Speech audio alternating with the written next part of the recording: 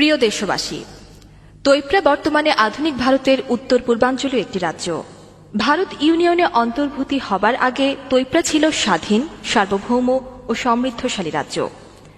তৈপ্রা রাজ্যের ঐতিহাসিক পটভূমি আনুমানিক 3102 খ্রিস্টপূর্ব থেকে পাওয়া যায় এবং 184 জন বরক জাতির রাজন্য কর্তৃক পতনহীন বংশ পরম্পরা শাসিত হয়েছিল এই রাজ্যটি।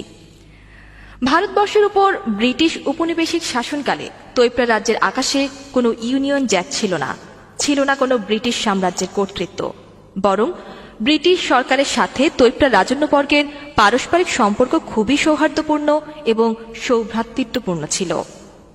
1948 সালে ভারত সরকার সামরিক শক্তি দিয়ে স্বাধীন ও সার্বভৌম তৈপ্রাকে আন্তর্জাতিক আইন বহির্ভূতভাবে ভারত ইউনিয়নে যোগ দিতে বাধ্য করেছিল, যার আনুষ্ঠানিকতা শেষ হয় 15 অক্টোবর 1949 সালে, যা ছিল আন্তর্জাতিক বিধিবিধানের বহির্ভূত। প্রথম ও দ্বিতীয় বিশ্বযুদ্ধে তৈপ্রা স্বাধীন ও সার্বভৌম রাষ্ট্র হিসেবে মিত্রবাহিনীর আহ্বানে ব্রিটিশের পক্ষে স্বীয় সামরিক শক্তি দিয়ে যুদ্ধে অবতীর্ণ হয়েছিল। বিশেষ করে দ্বিতীয় বিশ্বযুদ্ধে তৈপ্রা মহারাজের সেনাবাহিনী, রয়্যাল বরক আর্মি এবং তৈপ্রা রাইফেলস আরাকান বার্মা সীমান্ত যুদ্ধে বিশেষ কৃতিত্বপূর্ণ ভূমিকা রেখেছিল। এই প্রেক্ষিতে ব্রিটিশ সরকারের পক্ষে field marshal his excellency sir Claude Auchinleck কর্তৃক আদিষ্ট হয়ে ব্রিগেডিয়ার বেইন তৈপ্রা রাজধানী আগরতলায় গিয়ে মহারাজা বীর বিক্রম কিশোর মাণিক্য বাহাদুরকে সসৈন্যে 13 বার তোপধ্বনি দিয়ে গার্ড অব অনার প্রদান করেছিলেন। কিন্তু 1947 সালের 15 আগস্ট ভারত উপমহাদেশ থেকে ব্রিটিশ শাসনের অবসান হলে ভারতের উগ্র জাতীয়তাবাদ এবং প্রতিবেশীদের প্রতি ভারত সরকারের মনোভাব বৈরীভাবাপন্ন ও অসহনশীল হয়ে ওঠে।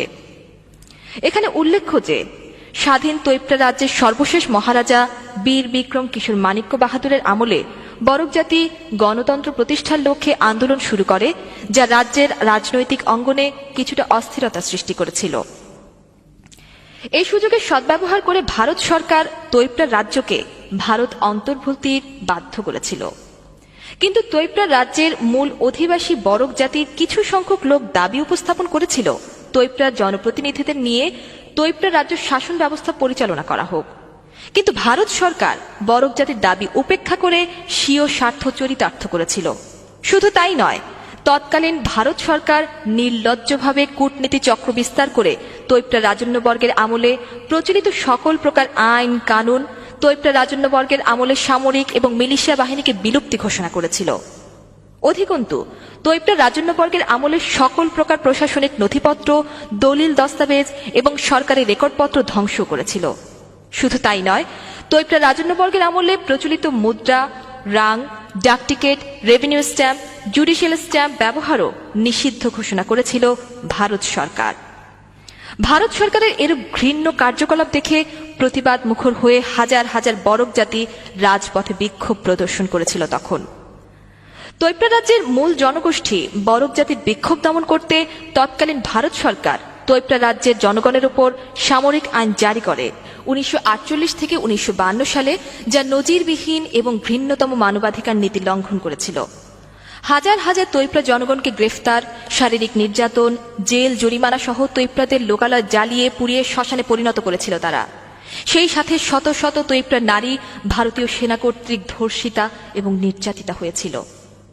অধিকন্তু 1952 খ্রিস্টাব্দের প্রথম সাধারণ নির্বাচন প্রাক্কালে গণতান্ত্রিক পদ্ধতিতে নির্বাচনের মাধ্যমে তৈপ্রা রাজ্যে ইলেকটোরাল কলেজ গঠন করা হয়েছিল। এর সদস্য সংখ্যা ছিল মাত্র 30 জন। কিন্তু তৈপ্রা রাজ্যের শাসন ব্যবস্থা পরিচালনা করার ক্ষেত্রে তৎকালীন ভারত সরকার নানা ধরনের তালবাহানা দেখিয়ে ক্ষমতা প্রদান করেনি। অতঃপর 1953 খ্রিস্টাব্দের 14 এপ্রিল ভারতের রাষ্ট্রপতি তৈপ্রা রাজ্যের শাসন ব্যবস্থায় সাহায্য করার জন্য একটি উপদেষ্টা মণ্ডলী গঠন করেছিল। অথচ উক্ত উপদেষ্টা মণ্ডলীতেও বরক জাতির প্রতিনিধিত্বকে উপেক্ষা করা হয়েছিল। তৎকালীন ভারত সরকারের এ ধরনের বৈষম্য এবং পক্ষপাতমূলক আচার আচরণে বরক জাতি বিক্ষোভ প্রদর্শন করেছিল। এভাবে ভারত সরকার কর্তৃক বৈষম্য নীতি গ্রহণের ফলে তৈপ্রা রাজ্যে বরক জাতির বংশ পরম্পরার শাসন ক্ষমতার অবসান ঘটানো হয়।